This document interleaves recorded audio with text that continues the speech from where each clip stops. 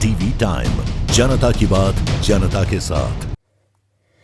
कच्छ के गागी गांव में गोपाल इटालिया की जनसभा के दौरान कुछ लोगों ने इटालिया से विसादर के प्रश्न पूछे और बवाल हुआ। आपस में कहासुनी हुई। गोपाल इटालिया ने जनसभा को संबोधित किया। विसावदर विधायक गोपाल भाई इटालिया ने गांधीधाम के झंडा चौक में जनसभा को संबोधित किया। हालांकि इस जनसभा के दौरान कुछ स्थानीय नागरिकों ने विरोध भी जताया। इसके बावजूद इटालिया ने शांति बनाए रखी और जनहित के विभिन्न मुद्दों पर चर्चा की। स्थानीय लोगों से सीधे संवाद किया और उनके सवालों को सुना। उन्होंने लोगों की समस्याओं के समाधान के लिए अपनी प्रतिबद्धता व्यक्त की। जनसभा बड़ी संख्या में लोग उपस्थित रहे। एनटीवी टाइम के लिए राणा अहिर की रिपोर्ट। गोपालभाई इटालिया साहेब आपनी वच्चे આવી ગયા છે અને વિસાવદરવાણી થશે એવી ગાંધીધામની અંદર પણ ગૂંજ ઉઠી ચૂકી છે। થશે કે નહીં વિસાવદરવાણી? હવે તો બોટાદવાળી પણ અહીંયા કને ખેડૂતો કરવા તૈયાર થયા છે કે નહીં? આજે ઘણા બધા પ્રશ્નો કચ્છના છે, પરંતુ આપણે ખાસ જ્યારે ગોપાલભાઈ ઇટાલિયા ગુજરાતનો જે અવાજ વિધાનસભાની અંદર ગુંજવી રહ્યા છે એને ગાંધીધામના હૃદય સમા વિસ્તાર એટલે કે ઝંડા ચોકથી સાંભળવા છે। એટલે હું મારું જે વક્તવ્ય છે એ જલ્દી પૂર્ણ કરીશ। અમારી સાથે કૈલાસદાનભાઈ ગઢવી સાહેબ, ધર્મગુરુ એવા રામજી દાદા નાગવંશી, અમારા કચ્છ લોકસભાના ઇન્ચાર્જ ગાંધીભાઈ મહેશ્વરી, અમારા અહીંયાના લોકલાડીલા नेता ડોક્ટર કાયનાથબેન અંસારી અને પશ્ચિમ કચ્છના અમારા પ્રમુખ શ્રી જુદતાનભાઈ ગઢવી, ડોક્ટર નેલ વૈદ્ય સાહેબ અને મંચસ્થ તમામ લોકો અને આપ જે બહોળી સંખ્યામાં આસપાસના વિસ્તારમાંથી આજે ગાંધીધામમાં પધાર્યા છો એ તમામને સલામ છે, વંદન છે। કારણ કે અહીંયા મોડે મોડો આવવાવાળા લોકો ખૂબ ઓછા છે। दोस्तों અમે જાણીએ છીએ બધું જ જાણીએ છીએ। મારે જાહેરમાં એટલું જ કહેવાનું છે કે કોઈએ કરેલું નબળું કરમ એ એનું પરિણામ ભોગવ્યા વગર નહીં જાય। 27માં સરકાર બદલાશે। જેણે જે પાપ કર્યું છે એની સજા દોસ્તો આમ આદમી પાર્ટીની સરકાર આપવાની છે। જે કાંઈ લોકો સત્તામાં બેઠા છે, ભાજપના માણસો કે કેટલાક અધિકારીઓ એમ સમજે છે કે અમને ખબર નથી પડતી, અમે ગાંડા અભણ છીએ, અમને બધી ખબર પડે છે કે તમે ખુરશી પર બેસીને શું વહીવટ કરો છો। पर जे दिवसे आ जनताना आशीर्वाद आम आदमी पार्टी पर आया ते दिवसे जनता ने लूटनारा, जनतानु शोषण करनारा एक एक व्यक्ति ने लोढ़ाना मेडल आपवाना छे। दोस्तों અમે બધું જાણીએ છે કે કોણ ક્યાં ઊભા રહીને શું ખેલ કરે છે। હું મારી જગ્યાએથી 1 ઇંચ આઘો નથી હટ્યો દોસ્તો। ગમે એવા ગુંડાઓ આવે કે ગમે એવા લફંગો આવે, અમે નથી ડરતા, કેમ કે અમે કોઈ ચાઇના પ્લેનની ખાણો ગેરકાયદેસર નથી ચલાવતા, અમે કોઈ ગેરકાયદેસર જમીનો વાળીને મીઠું નથી પકવતા, અમે ડ્રગ્સના પાર્સલ નથી મંગાવતા, અમે કશું જ એવું ખોટું કામ નથી કરતા કે અમારે ભાજપ કે ભાજપના ગુંડાઓથી ડરવું પડે। દોસ્તો હું તો તમને એક વિનંતી કરવા આવ્યો છું ફરીથી કે તમે અહીંયા લાઈવ ડેમો જોયો કે કઈ રીતની ગુંડાગીરી ભાજપ દ્વારા આખા ગુજરાતમાં કરવામાં આવી રહી છે। મારી चिंता न करता, मारी पार्टी चिंता न करता, चिंता एटली करो कि आवा गुंडाओथी गुजरातने छोड़ावવું છે કે ચાલવા દેવું છે। चिंता ए वातनी करो कि आ गुंडाओना हवाले हजू गुजरात क्यां सुधी राखવું છે। તમારો આત્મા એમ કે આ ગુંડાઓ નો જોઈએ તો એક વખત તમારો આશીર્વાદ ભરેલો હાથ અમારા માથા ઉપર મૂકી દો દોસ્તો। ગુંડાઓની औकात બતાવી દઈશું દોસ્તો। આખા ગુજરાતમાં ખેલ આલે છે। રાજકોટની મારી સભામાં ગુંડાઓ આવ્યા, સુરતની સભામાં જ્યાં સભા કરી એના 4-5 ભાજપના માણસો આવી જાય। અમારે પ્રશ્ન પૂછવો છે। અમારા જન્મ પહેલા ભાજપને પ્રશ્ન પૂછી લીધા હોત ને તો અમારે ક્યાં રાજકારણમાં જવું હતું। દોસ્તો હું પોલીસ કોન્સ્ટેબલની નોકરી કરતો હતો 2012, 13, 14, 15, 16, 17ના વર્ષમાં। શાંતિથી સરકારી નોકરી કરતો તો, શાંતિથી જીવન જીવતો તો, હું મારો પરિવાર બાળ બચ્ચામાં જીવન જીવતો તો, કોઈ ઝંઝટમાં નહોતો પડતો। પણ મેં જોયું કે ગુજરાત ભરની અંદર ભાજપના ગુંડાઓએ આતંક મચાવ્યો છે। સરકારી તંત્ર આમ જનતાની વાત સાંભળતું નથી, લોકોનું શોષણ થઈ રહ્યું છે। દરેક નાની મોટી બાબતોમાં પૈસા માંગવામાં આવી રહ્યા છે. મેં એ બધું જોયું.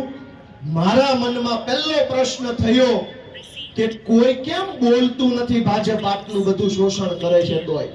અને એ પહેલો પ્રશ્ન થયો તો હું એનો જવાબ સાથે રાજનીતિમાં આવ્યો કે હું રાજનીતિમાં જઈશ અને વ્યવસ્થા બદલવા માટે સંઘર્ષ કરીશ. દોસ્તો, 2017માં હું સરકારી નોકરીમાંથી નીકળી ગયો. તે દિવસે મને કાંઈ ખબર નહોતી કે મારું શું થશે, સફળ થાઈશ, નિષ્ફળ થાઈશ, ધારાસભ્ય બનીશ, નહીં બનું, પાર્ટી અમારી કઈ હશે, કઈ પાર્ટીમાં કયો હોદ્દો હશે, મને કાંઈ ખબર નહોતી. મનમાં એક જ પ્રશ્ન હતો કે ગુજરાતની છેવાડાની જનતાનું સારું કરવા માટે મારે શું કરવું પડશે. આ પ્રશ્ન હતો. અમારે રાજકારણમાં ન આવવું પડે.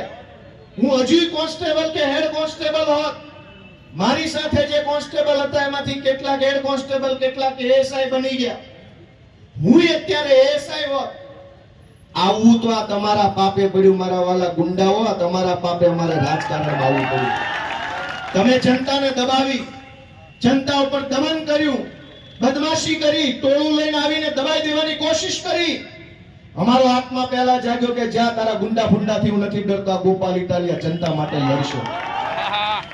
અને અમે તમારા પાપના કારણે આ રાજકારણમાં આવ્યા.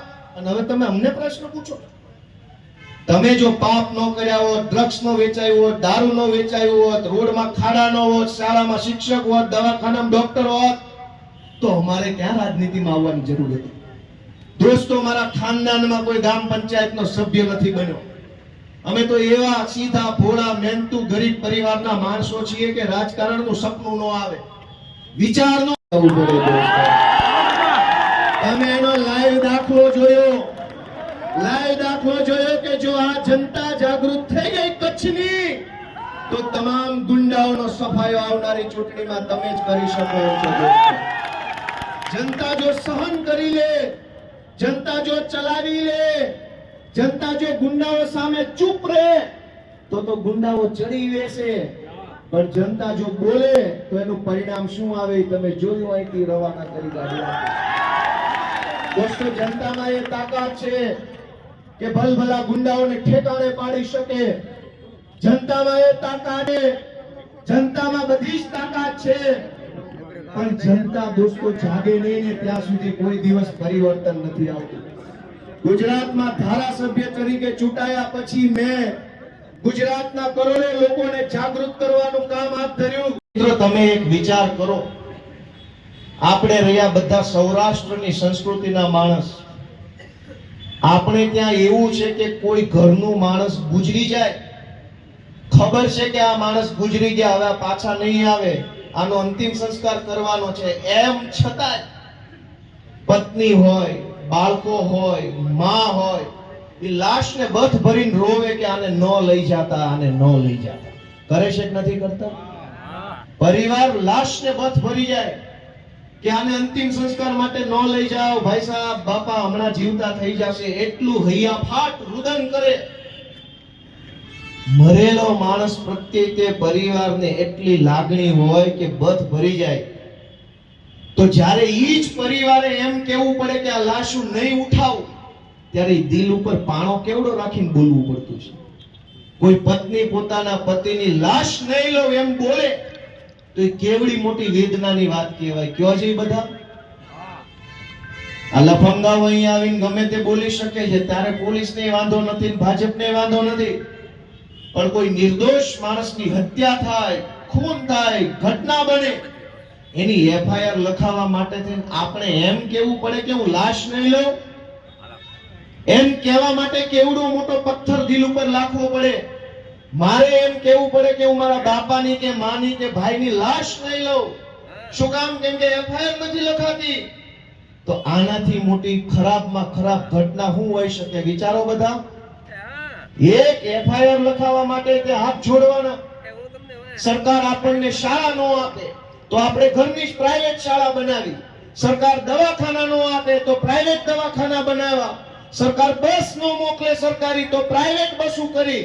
સરકાર ટપાલી નો મોકલે તો કુરિયર વાળા કર્યા. સરકાર આપણને કઈ સહાય નો આપે તો આપણે આપણી રીતે મહેનત કરી.